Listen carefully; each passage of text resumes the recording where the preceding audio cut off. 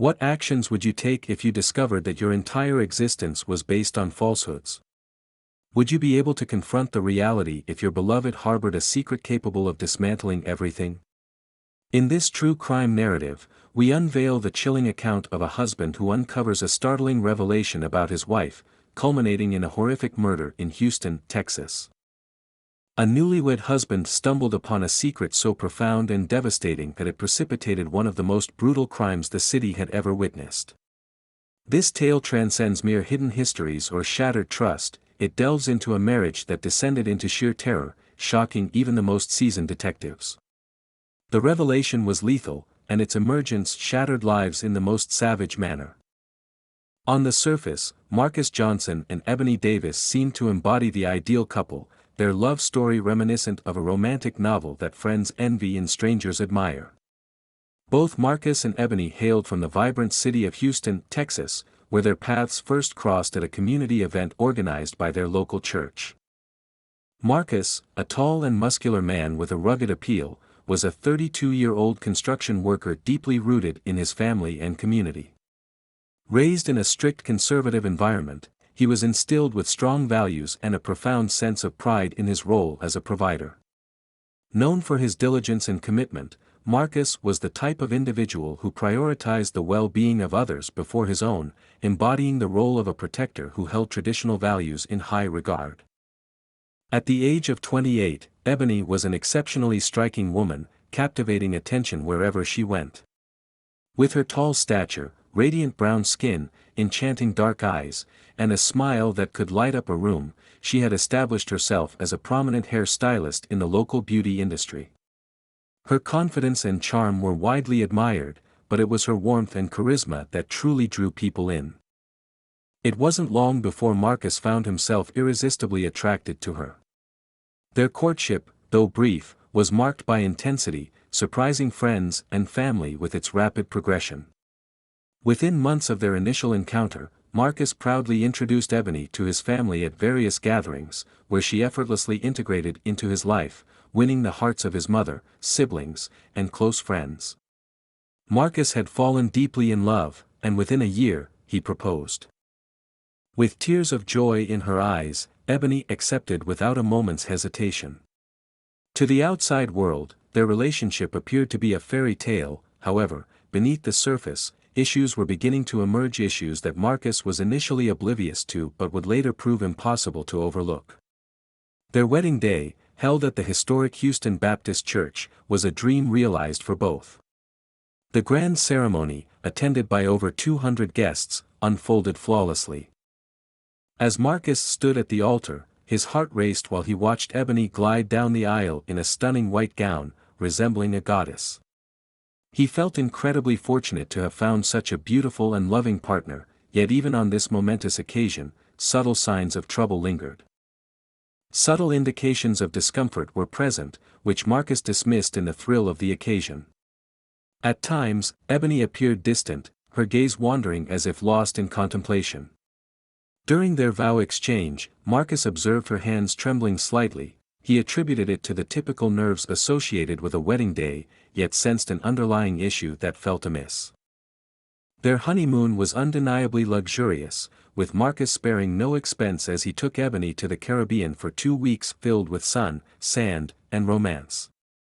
However, despite the idyllic setting, Marcus sensed that something was restraining Ebony.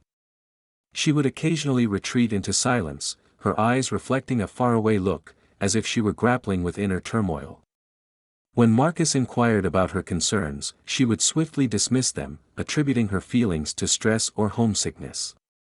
"Don't worry about me, baby," she would say, enveloping him in her arms and offering a smile that could warm his heart. Nevertheless, Marcus could not shake the impression that Ebony was withholding something from him. Following their honeymoon, life progressed as any newlywed couple might anticipate. They established themselves in a small yet cozy home on the outskirts of Houston, situated in a tranquil neighborhood that provided the privacy they desired. On weekends, Marcus busied himself with home improvements, while Ebony concentrated on expanding her beauty business. This was the life Marcus had always envisioned: a perfect wife, a comfortable home, and a promising future. Yet, as weeks turned into months, the unease within their relationship began to intensify. Marcus started to. Subtle alterations in Ebony's demeanor became increasingly apparent. She adopted a more secretive approach, often locking her phone whenever Marcus was present and vanishing for hours without providing any rationale. She began to work late, asserting that her client base had expanded, yet when Marcus visited the salon unexpectedly, he frequently discovered it to be vacant. Her excuses multiplied, citing meetings with acquaintances he had never heard of, and she would engage in phone conversations in muted tones. Marcus's suspicions intensified, yet he was reluctant to accept that something was amiss. His deep affection for Ebony made the notion of her withholding information feel like a painful twist in his stomach. He reassured himself that he was merely overanalyzing the situation, attributing their challenges to the pressures of married life. After all, no relationship is devoid of imperfections. However, the tension continued to escalate, intimacy became less frequent, and when it did occur, it felt strained. Ebony would often avert her gaze, refusing to meet Marcus's eyes, and she appeared to be on the brink of disclosing something, her lips parting as if to unveil a truth she was unable to articulate. It was not until a pivotal night that everything came to a head. Marcus, who had always respected Ebony's privacy, found his growing doubts compelling him to act in a manner he had never envisioned. While Ebony was out with friends, he rummaged through her belongings, searching for any clue that might elucidate the widening chasm between them. It was then that he stumbled upon a small box, cleverly concealed at the back of the closet beneath a heap of old garments. Inside, he discovered the answers he had been seeking. He uncovered documents that sent a chill down his spine. Among the assorted papers was a birth certificate with a name Marcus had never encountered before, Elijah Davis. Confused, he delved further and discovered medical records spanning several years, chronicling Ebony's transition from male to female. At that moment, Marcus felt as if time had frozen, the air seemed to vanish from the room. His hands shook as the enormity of the revelation overwhelmed him. The woman he had married, the one he had pledged to love and cherish, had concealed this truth from him. Ebony had been born male, and she had never disclosed this to him. For Marcus, this was not merely a secret, it was a profound betrayal of everything he held dear, everything he believed their relationship was founded upon. A whirlwind of emotions surged within him: anger, confusion, heartbreak. How could she have concealed such a significant aspect of her identity? The person he thought he knew now felt like a stranger. This revelation would mark the beginning of a series of events that would culminate in unimaginable horror. Unbeknownst to Marcus at that moment, his feelings of betrayal and anger were on the verge of escalating into something far more sinister, something violent and deadly. He sat in stunned silence, gazing at the documents scattered across the bed, his mind racing with questions that yielded no answers. How long had Ebony been concealing this truth? How could she have misled him about something so fundamental? For hours, Marcus remained alone in the house, the quiet ticking of the clock on the wall intensifying his growing rage and sense of betrayal. When Ebony finally returned home that evening, the tension in the air was palpable. She was met with the sight of Marcus perched on the edge of their bed, her most private secret laid bare before him. The moment her gaze fell upon the documents, her complexion drained of color, and she froze in the doorway, her grip tightening on the doorknob as if bracing herself to flee. "You lied to me." Marcus's voice emerged as a mere whisper, quivering with fury. He rose slowly, clutching the papers in his hand as if they were damning evidence. "Who are you, Ebony?" "No, what are you?" Ebony's heart plummeted as the gravity of the situation settled in. She had always anticipated this day, the day her past would confront her, but she never envisioned it unfolding in such a manner. She had hoped to reveal the truth to Marcus on her own terms, in her own time, yet the fear of losing him had silenced her for far too long. "Marcus, please, I intended to tell you, I swear I did, but I was uncertain how. I love you. This does not alter who I am or what we share," she implored, cautiously advancing toward him, her eyes brimming with tears. However, her words only intensified the fire within Marcus. "It doesn't change who you are. You've been deceiving me all along, Ebony." His voice escalated, more frantic, as his mind grappled with the shock. "You manipulated me into marrying you. Do you comprehend the magnitude of what you've done? I offered you everything: my love, my loyalty, my life, and all this time, you have concealed the most fundamental truth, who you truly are." Tears streamed down Ebony's face, yet she remained resolute, desperate for him to comprehend her reasoning. "I didn't disclose it because I feared losing you, Marcus. You mean everything to me." Marcus was acutely aware that his wife no longer loved him. His expression contorted with rage as he spat, "You were right." The venom in his voice reflected a torrent of emotions: betrayal, disgust, and confusion. The atmosphere in the room felt suffocating, as the woman he once cherished transformed into a complete stranger before his eyes. The argument escalated with each passing moment, Marcus's fury resembling a live wire, unpredictable and dangerous. Ebony found herself caught in a struggle, attempting to justify her actions while simultaneously fearing Marcus's next move. She had never witnessed him in such a state, consumed by uncontrollable rage and hatred. As Marcus paced the room, Ebony's heart raced with anxiety. She could sense the escalating fury within him, and it filled her with dread. "Marcus, please, just calm down. We can discuss this. I will answer any questions you have. Just don't act impulsively," she pleaded. However, her words fell on deaf ears. In his mind, every moment they had shared felt like a deception, clouding his judgment and filling him with a blinding rage. His fists clenched tightly, and his breathing became erratic. "Calm down," he shouted. "You've been deceiving me for years, and you expect me to just calm down?" In a moment of unrestrained anger, Marcus stormed into the garage, his gaze fixating on a hammer. Without a second thought, he seized it and returned to the house, driven by a chilling resolve. Meanwhile, Ebony stood paralyzed in the bedroom, her eyes wide with terror. As Marcus approached, hammer in hand, he swung it down with brutal force. Ebony screamed, desperately trying to protect herself, but Marcus was relentless, delivering blow after blow with a terrifying intensity. Fury consumed him as her cries for mercy were drowned out by his blind rage. The walls of their home soon bore the gruesome evidence of the violence, splattered with blood as Marcus continued his savage assault.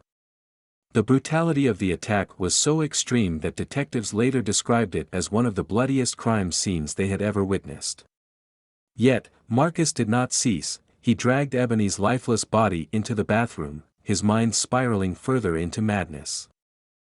Grabbing a knife from the kitchen drawer, he succumbed entirely to his rage, losing all sense of humanity.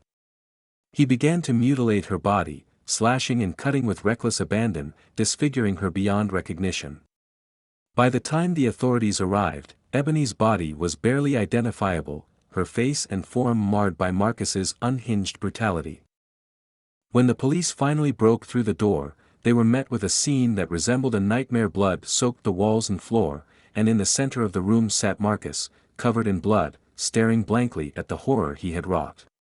His expression reflected haunting disbelief and madness, as if he could not grasp the extent of the devastation he had unleashed. In a daze, Marcus picked up his phone, his hands trembling as he dialed 911. The weight of his actions began to settle in. I killed her," he whispered when the operator answered, his voice hollow and devoid of emotion. The operator attempted to keep him on the line, asking for details, but Marcus struggled to form coherent thoughts. All he understood was that his life had irrevocably changed. When the police arrived, they found him sitting on the floor beside Ebony's lifeless, mutilated body, his face a mask of despair. Tears stained his hands, which were covered in her blood. The man who had once been a proud and diligent husband was now a shattered figure, overwhelmed by the consequences of his actions. The news of Ebony's death reverberated through their close-knit Houston community, and as the media began to cover the story, the horrific details of her murder and her hidden life came to light, igniting a national discourse. Some portrayed Marcus as a man who had been wronged, while others denounced his actions as nothing less than monstrous. Ultimately, however, nothing could restore Ebony to life. What had begun as a secret born of fear culminated in a brutal and grisly murder. When the police extracted Marcus from the blood-soaked floor of their suburban residence, the full extent of the tragedy became painfully clear.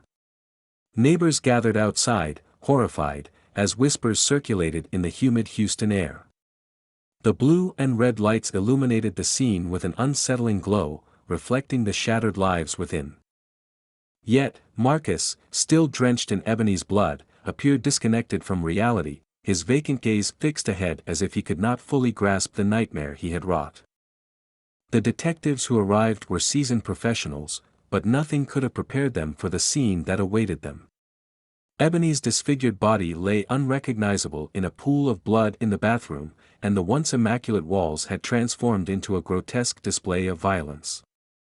The entire house resonated with the horror of the events that had unfolded, a home that had once represented love now irrevocably tainted by death and betrayal. At the police station, Marcus sat in an interrogation room, his blood-stained clothing removed and replaced by a standard-issue outfit. A plain white jumpsuit adorned Marcus, yet despite numerous washes, the horror of that fateful day remained etched upon his skin. Hours elapsed as detectives endeavored to unravel the motivations behind his unfathomable brutality. "Why did you do it, Marcus?" one detective inquired, his voice steady yet probing, seeking to uncover any fissure in the wall of silence Marcus had constructed around himself. For the first time since his apprehension, Marcus raised his gaze, his eyes hollow and haunted, reflecting a blend of sorrow and disbelief. "I didn't know. I didn't know what I was doing," he murmured, his voice scarcely above a whisper. "I loved her, and she deceived me, she was not who she claimed to be." The detective leaned in, his tone growing more urgent. "So, you chose to beat her to death and then mutilate her? Do you comprehend the gravity of your actions, Marcus?" His gaze fell once more, and he lapsed into silence, as if the enormity of his deeds was too burdensome to confront. It was evident that something within him had fractured, a fragile psyche pushed to its limits by a confluence of betrayal, rage, and profound insecurities. The heinous crime captured national headlines, not only due to its shocking violence but also because of the controversy surrounding Ebony's past. The revelation that she had been a transgender woman sent ripples through the media, igniting discussions on gender identity, secrecy, and the boundaries of trust in relationships. Some labeled Marcus a monster, a man whose insecurities drove him to commit an unspeakable act, while others disturbingly portrayed him as a victim of deception. As the trial date loomed, Marcus's legal team readied themselves for the impending proceedings. The defense sought to establish a case based on emotional distress, attempting to depict Marcus as a man so profoundly betrayed that he succumbed to a moment of madness. They contended that the shock of uncovering his wife's secret had driven him to the edge, inflicting a significant emotional burden upon him. In stark contrast, the prosecution portrayed Marcus as a remorseless murderer who had viciously taken his wife's life in a fit of uncontrollable rage. The character of Ebony was subjected to intense scrutiny, with her private life becoming a topic of sensational media coverage. However, the primary focus remained on Marcus, whose actions on that tragic day were meticulously examined in court. Witnesses were summoned to provide testimony, with friends and neighbors describing Marcus and Ebony as a seemingly happy couple, although some remarked on Marcus's controlling tendencies. As the courtroom was presented with harrowing details of the crime scene, including graphic images of blood-stained walls, the weapon used in the assault, and Ebony's disfigured body, the jury sat in stunned silence. A particularly heart-wrenching moment occurred when Ebony's mother took the stand, her face marked by sorrow. She recounted her daughter's deep love for Marcus and her constant fear of revealing the truth, hoping that he would one day embrace her for who she truly was. Her poignant words lingered in the courtroom, encapsulating a desire for love that tragically ended in murder. After weeks of testimonies, closing arguments, and emotional appeals from both sides, the jury ultimately delivered a verdict of guilty for first-degree murder. Marcus displayed little emotion as the sentence was pronounced. Marcus faced a stark expression of resignation as he transitioned from a newlywed husband with a hopeful future to a convicted murderer. His existence had become a mere shadow of what it once was. As he was escorted from the courtroom, he cast a glance at the gallery where Ebony's family sat, their eyes reflecting profound sorrow and loss. It was evident that no amount of justice could restore her life or reverse the harm inflicted. Even after the trial concluded, the case ignited ongoing discussions online, accumulating millions of views on YouTube as documentaries and trial clips circulated. Friends and supporters of Ebony mourned the loss of a woman who sought to live authentically but ultimately paid the highest price. They initiated a viral movement, Justice for Ebony, advocating for enhanced protections and rights for transgender individuals, highlighting the alarming rates of violence against the transgender community, particularly Black transgender women. The house where Ebony was murdered was eventually sold, yet neighbors remarked that it never regained its former sense of normalcy. The tragic events had left an indelible mark on the community, one that would require years to mend. Meanwhile, Marcus's family grappled with the horrifying reality of his crime, with some members expressing disbelief that they had ever truly known a man capable of such brutality. This case transcends mere murder, it illustrates how deeply buried secrets can erupt unexpectedly. Ebony's life was tragically cut short, not due to a lack of courage, but because society was unprepared to embrace her. Marcus's uncontrollable rage serves as a chilling reminder of the perils that arise when identity, trust, and masculinity collide in devastating ways. This case, sensationalized across social media, remains a stark illustration of how entrenched fears and societal pressures can violently disrupt lives.